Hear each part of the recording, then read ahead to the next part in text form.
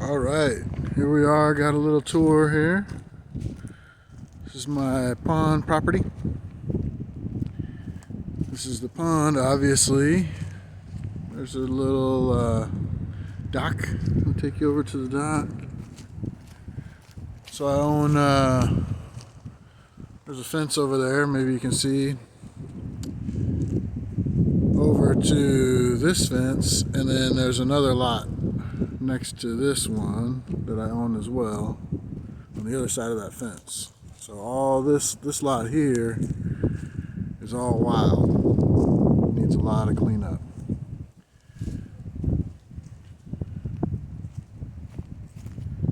There's my little pond. This is a row of ponds that are overflow for the big lake that's a little bit north of here. So there's a overflow,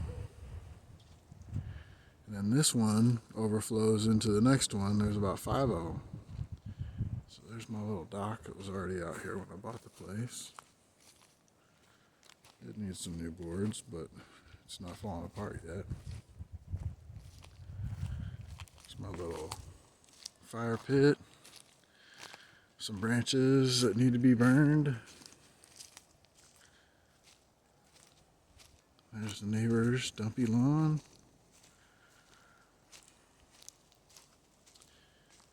This bathroom was already here when I bought the place, but I did a little work to it. And then there's my 12 by 32 shed. It's messy. Got construction parts underneath it and other stuff going on. There's my water system. I'll show you that in a minute. So that bathroom just has a toilet, sink, and a shower, very small shower. So I built this outdoor shower. There was already a concrete pad, and there's a mess there, but was already a concrete pad under here and a little shed. That's what this is. So I tore the shed down, and I got the concrete pad set up as my base. Got a little hot and cold sink, washing machine, little shower action, two shower heads, and then I shower usually with this big rain head. I shower over this bucket so it collects whatever water I haven't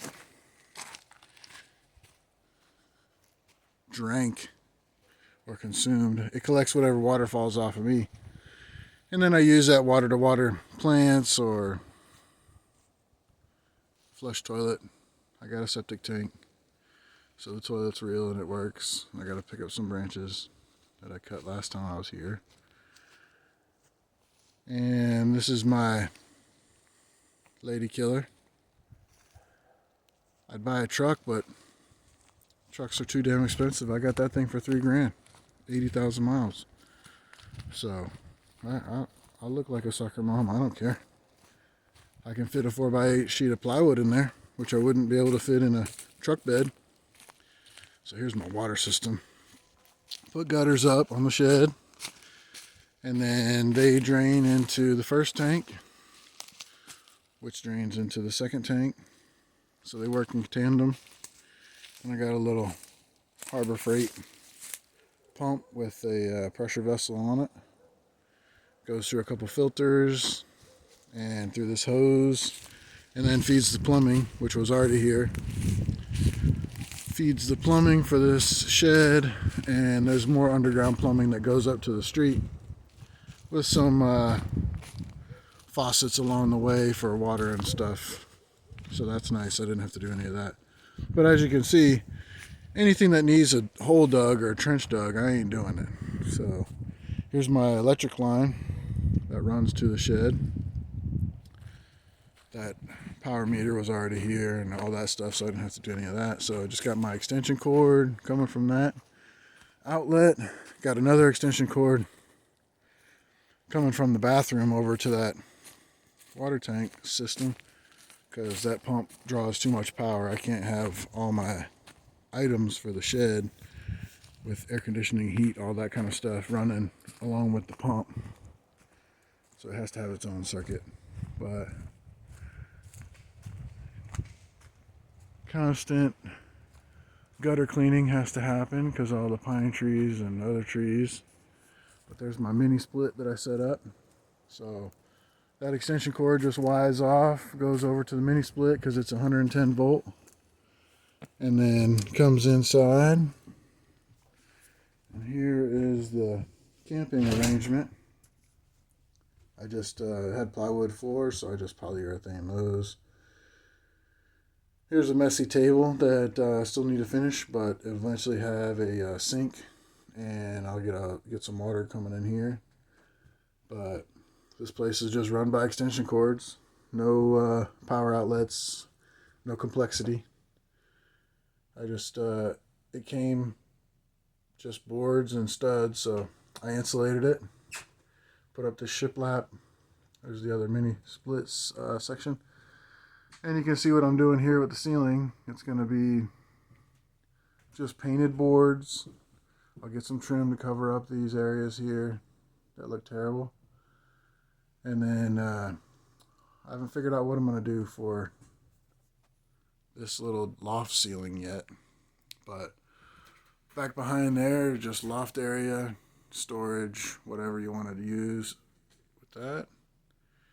And here's all my junk, collection supplies, construction supplies, little microwave.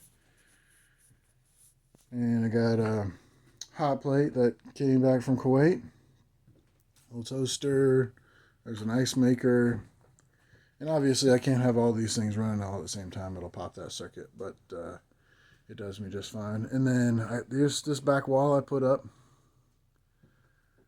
so that it separates the living area from the storage area up around back. And you see I have insulation I still need to cover. But that's kind of a two-person job, so I need help for that. But anyways, I put this wall up.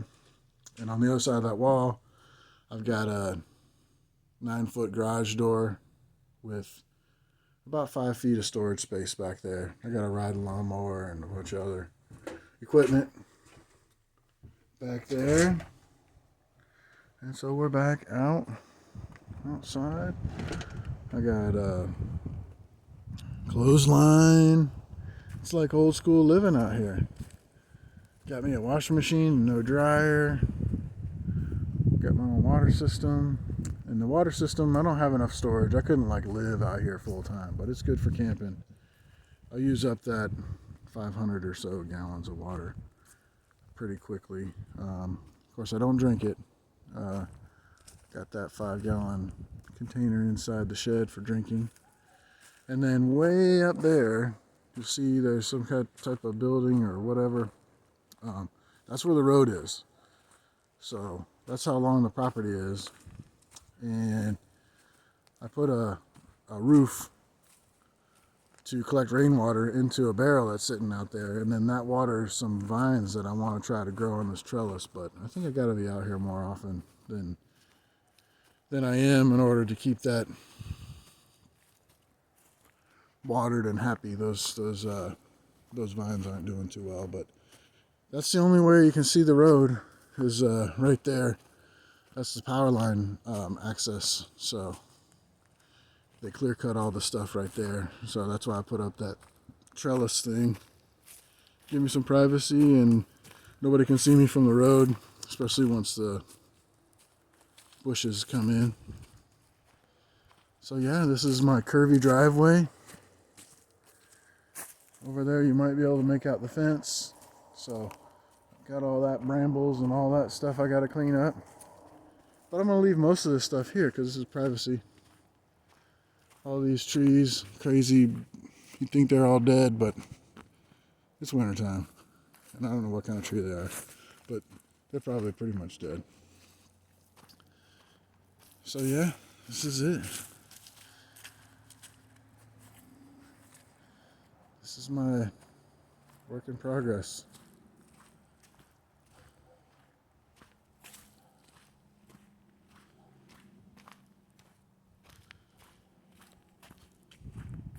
I'd like to get my own power system set up and some solar panels, but Grid power is too cheap. Out here, even if I'm not using any, it costs me like 25 bucks a month. And then when I do use some, it's 10 cents a kilowatt hour, so it's cheap. So, no reason to do any kind of off-grid setup since I already have it run here. If this was a blank piece of property, then I would. But utilities are already here, septic tank's already here, everything's already here, so I'm going to use it. And then when I get a house going, the house is going to go right about between where I'm standing here. There's a shed down there. And the fence, or thereabouts. It's going to be right in this area here. I'm going to clear out some of these trees, obviously, thin this stuff out. That big mound there is from when they did the septic tank, so I'm going to use some of that as fill dirt. And I'm slowly knocking down some of this mess to make it a little bit more ready. But I'm probably going to have to get a professional in here to bush hog this and bring in some fill dirt and all that stuff. But I do have some house plans drawn up. So this direction towards the road faces south. And once I get the house done, I'll put some solar panels on that bad boy, and I probably will be off grid when I do that because I got it. The roof design is all one angle. It's going to be facing south. There's going to be no peak in the middle. So it's going to be one large roof facing south. Kind of like a shed, where the shed just has one angle on top of the roof. And then I'll just slap that sucker full of solar panels and call it a day. So yeah, someone need to come pick up this mess. I ain't doing it. That's it. There's your dime tour. This pond does have fish in it. And I do need to get a stand-up paddleboard or a canoe or something so I can come out and ride around, but it's colder than hell right now. It's probably 40 degrees, a little breezy. A little chilly out here, but yeah, this shed eventually will get moved or sold or go away once I get the house done, but this will be my camping spot, getaway spot until the house is done. And who knows when I'll start on that. So there you go. There's your tour.